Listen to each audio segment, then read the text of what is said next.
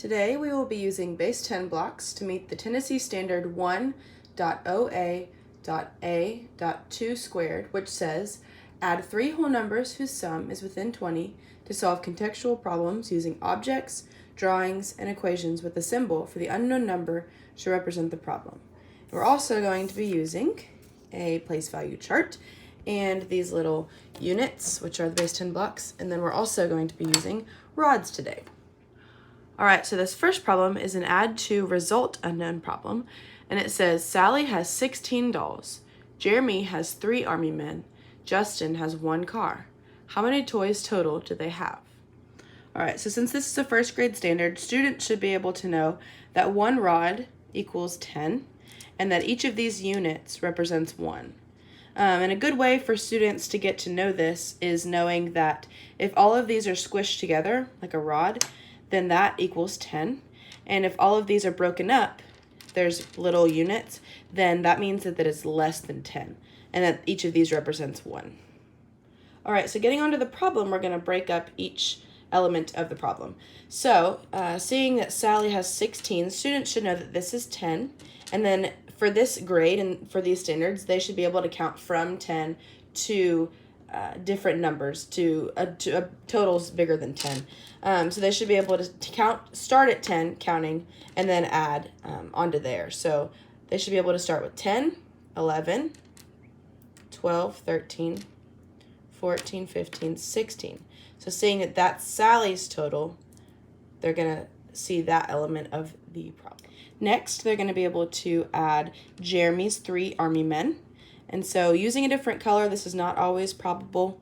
Using a different color, they are going to be able to see that these 3 yellow ones represent Jeremy's 3 army men. And then seeing that Justin has 1 car total, this should be the easiest part, they're just adding 1. Students should also be able to add in their head using mental math up to 10, numerals up to 10.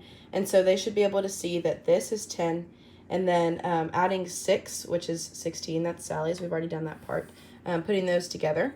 And then adding 16 plus 3, and knowing that 6 plus 3 is 9 in their heads, they should be able to add 10 more to that and get 19. And then adding 1 more to that, they'll get 20. So breaking it up this way using different colors and this place value chart kind of helps students visualize and have a concrete example of what 16 plus 3 plus 1 is, which equals 20.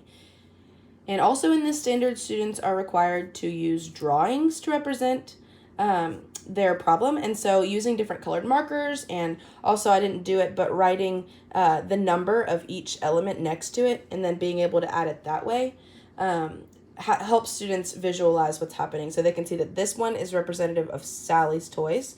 This one is representative of Jeremy's toys because there's 3 there. And then this one is representative of Justin's toys because there's only 1. And then they can add all these together if they don't have base 10 blocks available. The next problem states that there are a total of 6 dogs in Jenny's doggy daycare. 3 have black fur, 1 has yellow fur. How many dogs have brown fur?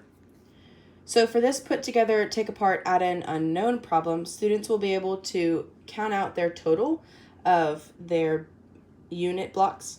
And so they should be able to see that there are 6 total, and writing it out and also giving them the numeral helps as well. But students should be able to count that there are 6 here.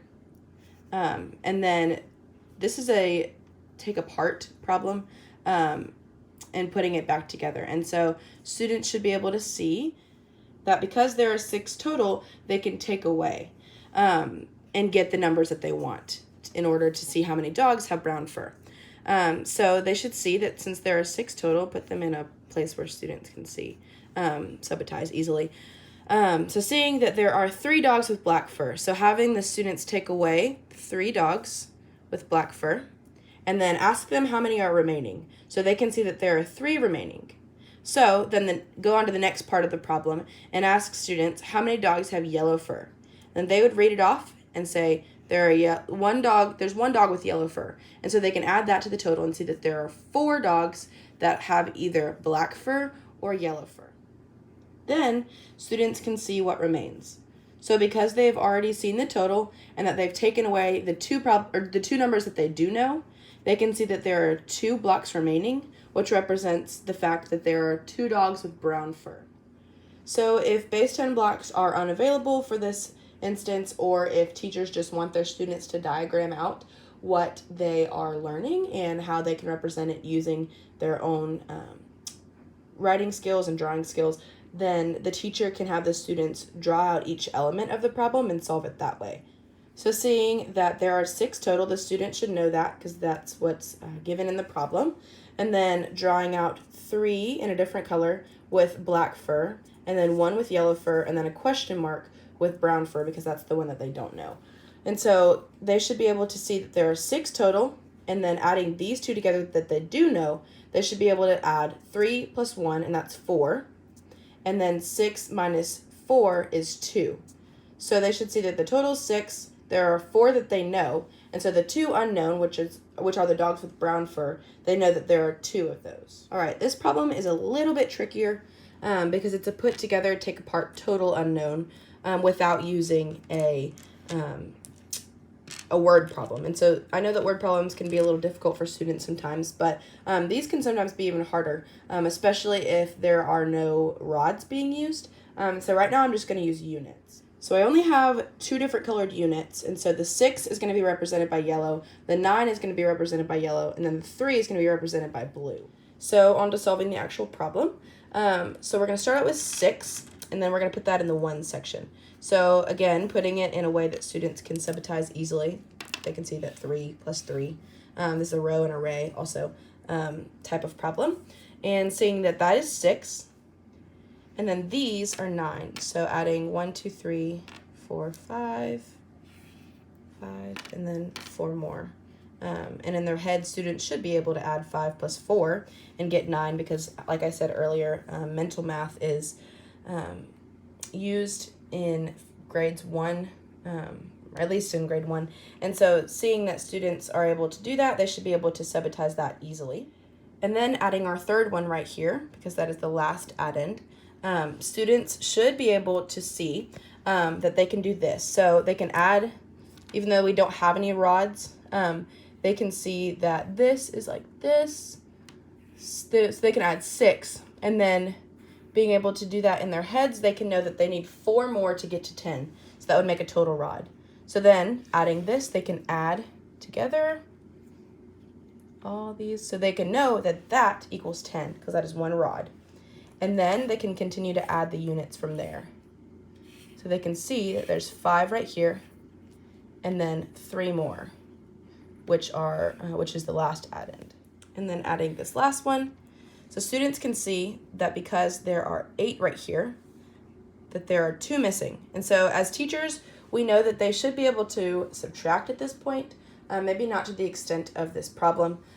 So we can show students that because there are 2 missing, that means that there are 8 units.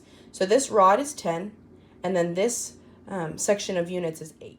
And then from this point, students should be able to see that 8 plus 10 equals 18, and then that's how they can get the total. And then if we wanted to break it apart again, we could do the 9 plus 6 plus 3. And then students can break it up that way. And then I know it's not ideal, but they can just count each individual block. Or, like I said earlier, they can draw it out because that is part of the standard. And so having students count, and maybe they wouldn't put it in this row like this. Maybe they could put it like I did earlier with like 3 and then 3 for the 6 so they can subitize it easily. But this is just an easy way that students can visualize this put together and take apart total unknown problem. All right, and for this last problem, it says 10 cats were sitting in the sun. Then some more cats came over. Now there were 17. How many cats walked over to the first 10? This add to change unknown problem can be a little bit tricky for students. And so allowing them to use these base 10 blocks helps them visualize each element of the problem. So they know that there were 10 to start off with. Okay, and then going from there, students can see that because this is a rod, that equals 10. And then they can count 7 units. So they can count from 10. They should be able to count from 10 and then just add on. And if they can't do that, then they can just add these together. So I'm going to assume that I'm a student who can add from 10 up to whatever number I'm trying to get to. All right, so I'm going to start with 10 and then count. 11, 12, 13, 14, 15, 16, 17. So the purpose of the problem is not to get the total because the students already have the total written in the problem. The purpose of the problem is to get students to see how many cats walked over in the second group of cats, so to the first 10. And so seeing this, they should be able to see that this is 10, and then however many they have left is how many cats walked over, because they should know that 17 minus 10 is 7. And so counting all of these, 1, 2, 3, 4, 5, 6, 7, students should be able to see that the second group of cats, there were 7 of them because they already had those 10. Base 10 blocks are a wonderful manipulative that students and teachers can use to represent elements of a problem, and in this case using 3 numerals to add up to 20. Base 10 blocks provide students with the opportunity to visualize each element of a problem and break it up in their heads, and that they can use this specific manipulative to make sense of the problem in their brains.